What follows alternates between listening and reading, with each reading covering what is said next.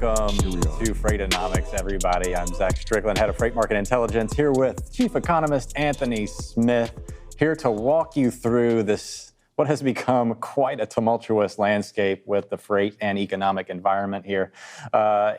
Today, not a lot has changed over the last week that we're talking about in terms of just economics and the freight market continuing to show signs of weakness across the board now. And I don't think there's anybody really disputing that at this point. Do you? No, and it's just really interesting how everyone is not saying they're jumping on board, but now calling out the stuff that we've been talking about for so long. And this isn't going to be a look, we were right thing. This is something that I would be happy if we were wrong. Yeah. I love it if I love it when I'm proven wrong for the betterment of society. The only thing that gets me is when people act like everyone saw this coming, everyone was, this is no surprise, but that wasn't the case many months ago. But as you said, I don't want to see this. I don't want to see more layoffs. I don't want to see increases in unemployment, even though it's only slightly. But there's very concerning trends that you mentioned, a lot of mixed bags and some macroeconomic indicators, but really overall, not too much has changed since last week. Yeah, and this is not all doom and gloom. We still have plenty of juice left in this situation, I think. Maybe that's good, maybe that's bad. I don't know when I think that through.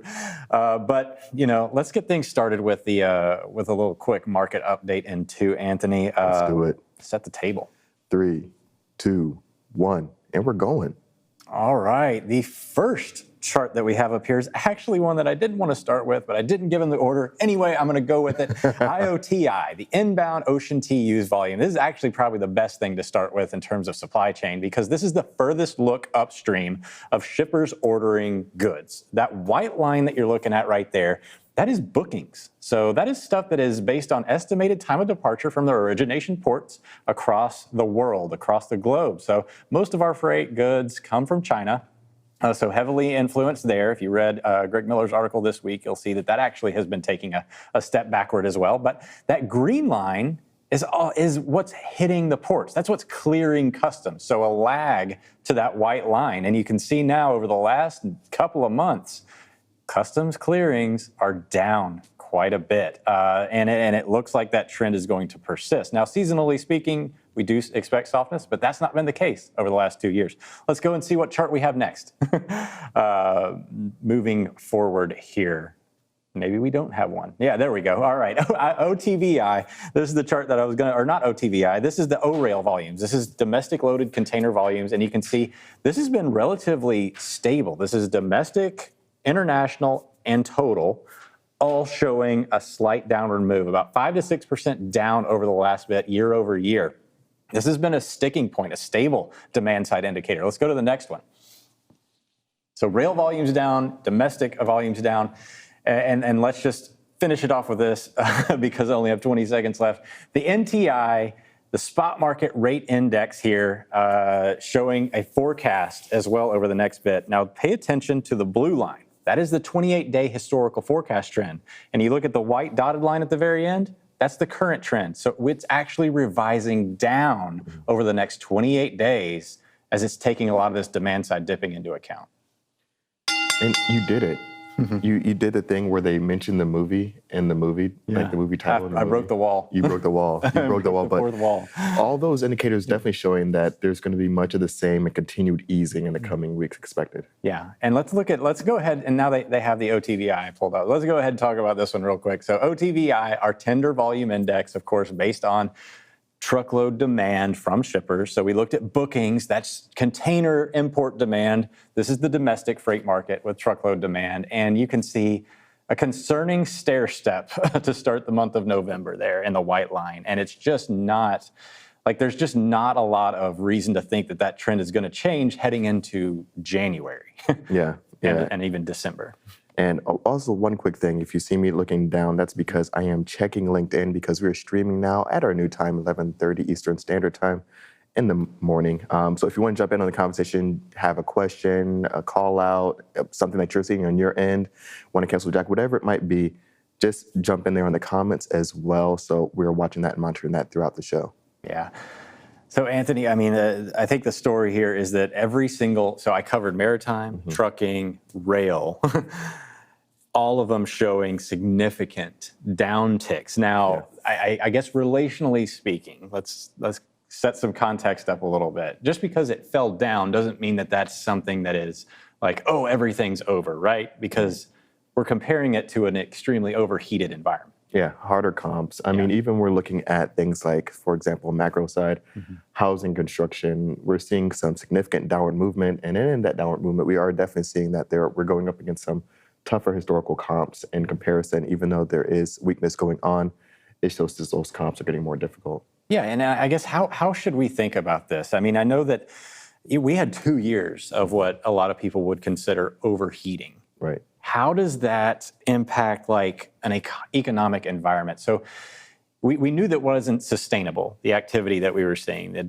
consumer demand. They could only renovate their house for so long. Right. They could only buy so many computers.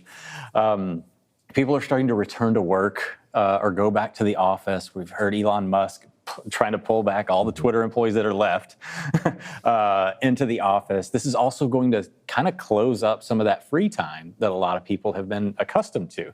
So how do we normalize this? How do we look at this in the context of, is this really a true recessionary state, or is it really just a heading back to, pre-pandemic life to an extent? Yeah, I think it's almost like so I don't drink, so I've never been drunk, but I would imagine almost like a hangover, like, all right, party's over, in a sense. And I think because you mentioned it, the pendulum is swinging in each kind of subsector in each industry, and we're going to see that continue to be the case. So for in the terms of employment, even though we're still seeing that there's over 10 million job openings, hiring has slowed down significantly, and we're seeing the pendulum start to swing back. And so with that, we're seeing more stories about layoffs, things like that.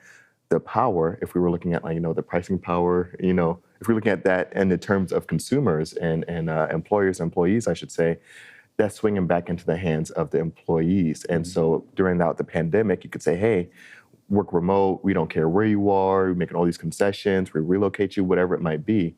Now they're going to be a little bit more selective. They're slowing down on hiring. You can have as many job openings as you want. If hiring is slowing down like it is now, doesn't mean as much. There's a lot of hesitancy in the market. The other big thing is we're seeing that kind of correction as well in housing. Even though there is a substantial amount of demand, we still haven't reached where we were before the Great Recession in 08 and 09. That pendulum is swinging indeed. We're seeing single-family houses down, I think, over 6% in this latest month. But that is meaning that there's likely going to be an increase in the rental market, that kind of correction there. Not as many home buyers. Now you're looking at maybe more for rental.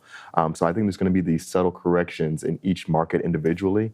And Jerome Powell said it a few months ago, it will likely be a little bit painful.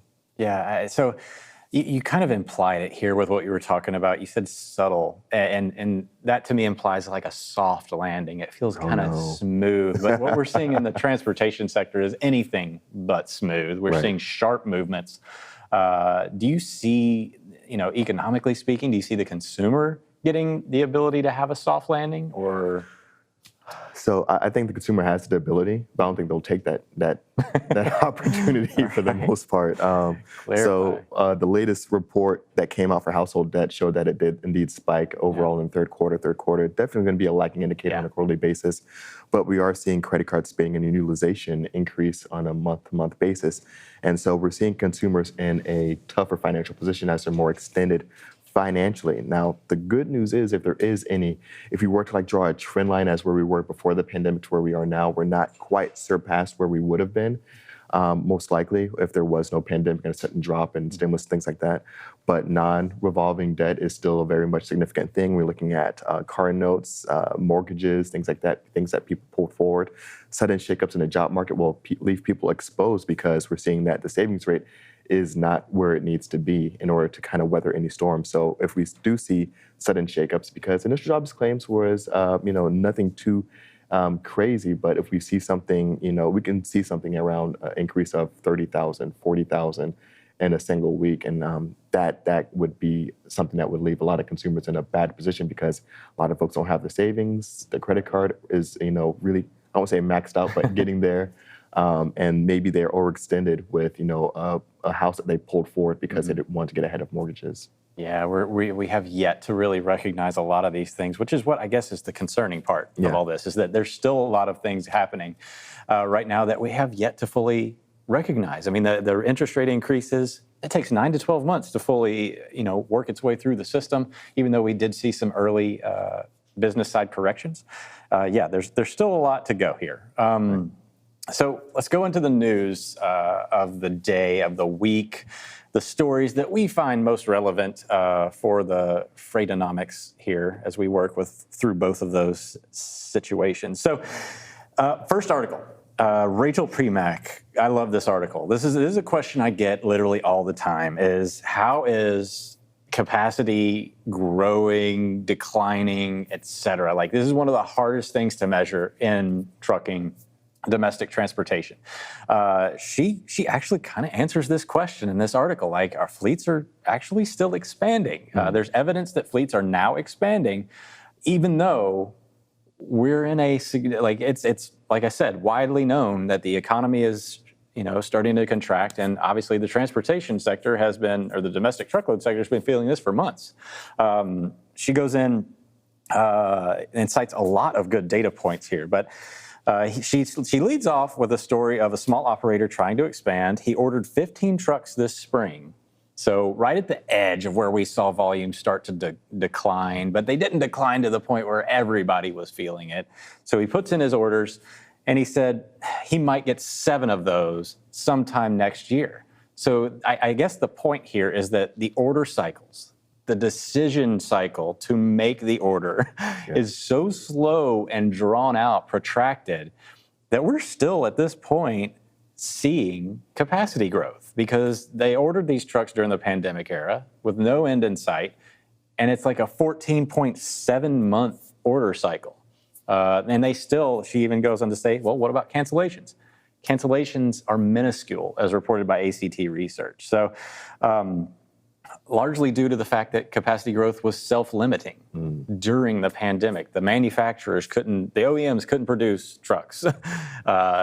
You didn't have access. The labor market was obviously extremely tight. So there were a lot of factors keeping these fleets from growing.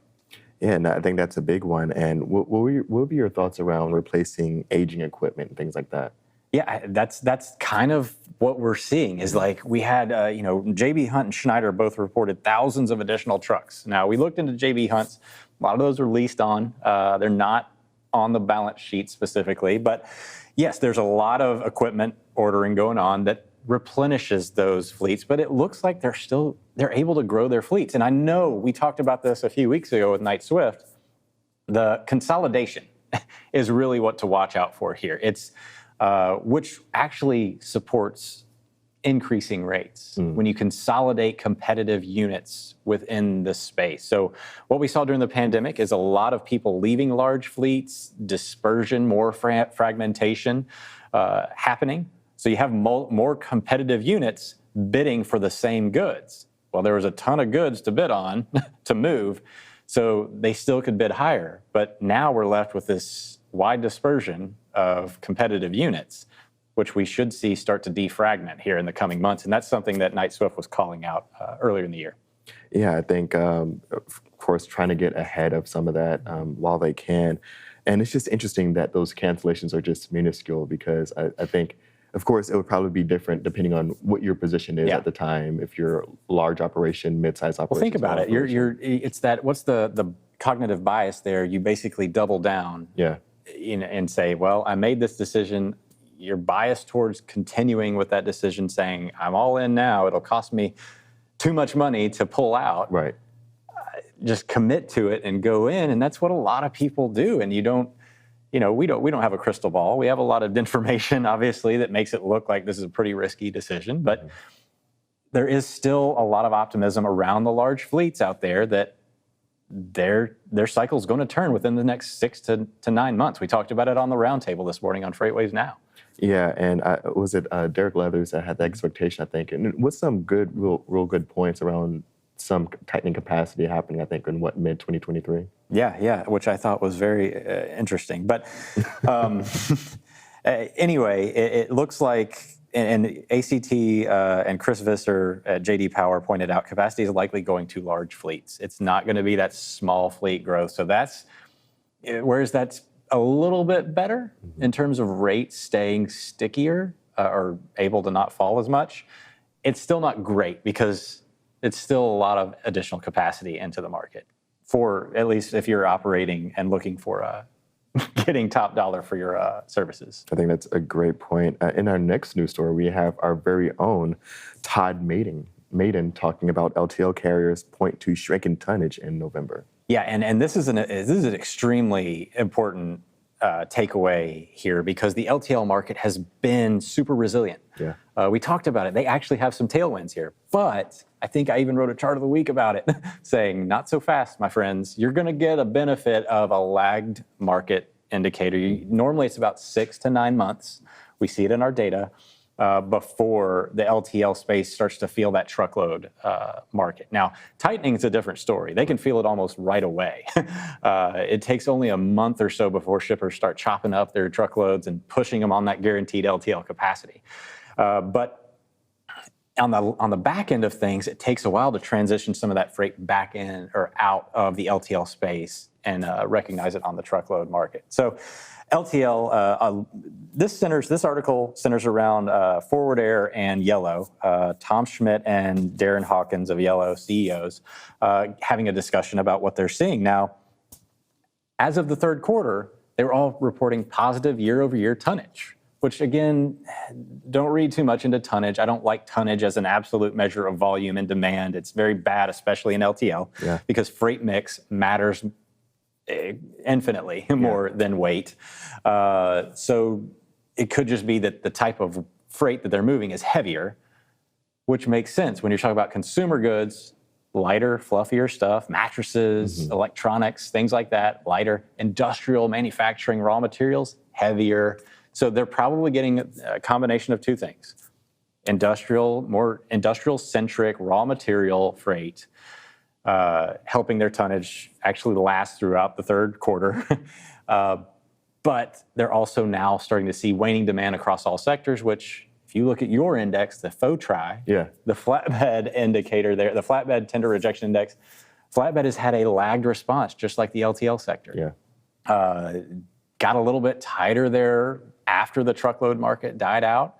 And now it's starting to finally feel it. And I think that this article does a good job of pointing out that they're seeing Yellow took it looks like a 4% sequential decline in tonnage in October. Yeah, I think you bring up a lot of good points, especially with that freight mix. I mean, to your point, within those heavy industrial goods, within manufacturing, looking at that segment, it's still expanding overall, and there's still some runway there, but we are seeing signs of easing. So when we look at the industrial production index, for example, the latest month showed that there was a downward movement of 0.1% for the month. But we did see that overall, that was a lot from utilities and mining. That was that downward movement. Overall, manufacturing still increased 0.1%. The ISM PMI definitely showed that there was still, I shouldn't say definitely, it was barely in expansion mode, right? Just at 50, I think 50.8, 50.9 or somewhere about there. So just in expansion, but we are starting to see some slowdown. So the new orders component and contraction around that 45 percentage point basis area. And so, or 45 percentage point area showing that there is contraction for new orders. So there is some slowing down, but there is that backlog that we're, I think, still working through. Yeah, the supply chain backlog. So that's also a contributing factor to what we talked about earlier. The capacity growth is because of the supply chain backlog, being what it is. So we're still playing catch up on the supply side of things, and it's slow. It's slower than the demand side, which is what we've seen in a lot of our data is that the demand side is contracting faster than the supply curve is growing, and they've already met up. It looks like with spot rates doing what they're doing, and of course the NTIF that I showed you there, the forecast for the next 28 days looks pretty grim after Thanksgiving. But this article, this is right up your alley, and I really want to get your thoughts on this one. So Joanna Marsh wrote this one, chemical shippers warn rail strike could hasten recession. So a lot of people don't understand that the rail strike, how big of a deal the potential of a rail strike is. It's not just about the container volumes that I showed you earlier with O-rail on decline about 6% over the last year. It's about the raw materials. They don't have another way to ship that stuff. Right. They don't have the infrastructure. You can't put it all on a barge. You can't put it all on a bulk load carrier or a hopper. A lot of this stuff simply goes on the rail, and that's the only place that you can put it right now because we haven't built out the infrastructure around it. And they actually said that if we go into a strike, 700,000 jobs could be lost across multiple industries, as well as cause a 4% spike in the PPI, the producer price index. So that upstream production cost, which of course would eventually lead into inflation. Mm-hmm. Give me your thoughts on this one here. This is huge. Yeah, I think this is huge and very well founded. I mean, we're looking at all the impacts, like you said. There's stuff that there's no alternative for how to move a lot of these things. These are bulk goods, and that downward movement. And the other big impact that I think is real critical here is that impact to PPI, the producer price index, which has continued to stay or grow at a faster pace than the consumer price index. So not all the costs were fully passed on. Some were passed on to intermediaries. Some hits were taken by the producers. So this would be another inflationary hit and another thing that I think would really spur a lot of recessionary pressures going into 2023. So I think it's definitely spot on with a lot of the risk here. And it just trickles into so many different parts of the economy that you might not expect it to. Yeah, chemicals are the backbone of a lot of our production, right. And I think it's interesting to think about this because this is actually something that kept us from being even more overheated during the pandemic era, is the constriction of supply, constriction of capacity. That's what this rail strike represents, is restriction of the movement of goods to their production facilities. And this is exactly why we have runaway inflation, and not necessarily because of the rail strike or inability for the rail to move things, but because of all these upstream constrictions that we had during the pandemic era. So to me, this is like kind of a lagged mini pandemic type mechanism that could cause us to further go into a recession, right? Yeah, it definitely make things a lot more steeper than they would have been before. And I think when you're looking at this, it's definitely going to be one of those areas I think that's going to have long-term implications to how we look at employee conditions, how we're going to go around negotiations in the future at the rail. I know unions have been kind of pushing back on getting some of the changes, especially the number of workers, what kind of technologies implemented, things like that. Really looking for, pay, safety, all those other things, sick leave, things like that, some of the basic necessities. So I think, when you're looking at this situation, like you said, it definitely can lead into some deepening and some recessionary trends for sure. Yeah. Now I want to pull things back a little bit because the likelihood of this happening, talking to, Mike Bowden-Distel in the past, our rail expert, intermodal expert, it's not very likely that we would have that significant of a rail strike. Now, they could do it for a few days, but they don't want to see a recession either because they lose their ability to, I think it's clear cut. They have leverage in this situation. And I think a lot of that is just simply like, hey, you guys have been making a ton of money for a long time. Give a little bit of that back. And again, a lot of it's not about money. It's about work-life conditions, like you said. And this, to me, they don't really think this is going to manifest, but they're trying to make it well known that this is what it represents. This is an extremely valuable job. The money should kind of line up with that. But that's yet to be seen. They have until the cooling off period is until December 4th, maybe extended to December 9th. And of course, you guys covered on FreightWaves Now all the time. Joanne has been on quite a bit lately. That's right. Yeah, she has been. I love having her on because she's always bringing the latest updates. And sometimes we get lucky because we have Joanna and Mike Bowden-Distel on in the same show, so we can get back-to-back rail coverage. But one of the other big things that we had this week in the macroeconomic world was CPI. Increased by 0.4%, and a lot of people celebrated that number, which was a little bit strange. Yeah, it rose again, and people were happy because it was the smallest increase that we've seen in quite some time. So not that the building isn't on fire anymore, it's just that I think the window, you can look through it and like the flames just kind of eased off a little bit, but it's still very much burning. So it was a cause for celebration. Is the Fed going to slow down a little bit? Is this? I think Jerome Powell still sees the employment market as being overinflated. Do the comps get at least better here in the coming months? Are we starting to see something to where like inflation can't grow at this pace because of the comps? Yeah, the comps will starting to kick in, especially as we get into February. And March. That there will be some difficult comps, but that doesn't mean that it's gotten any better. Right, it's basic math to me. It's like we're comparing it to yes, it was slow to be recognized, but now we're recognized. I hope for all of our sakes that we recognize that I don't want to feel pain. No. I'm pain averse. But there will be pain, as Jerry Powell said. So we will be continuing to cover that. And this has been Freakonomics. We appreciate you guys tuning in to the show. We'll be back. Are we going to next Thursday? Thanksgiving. Have a good Thanksgiving.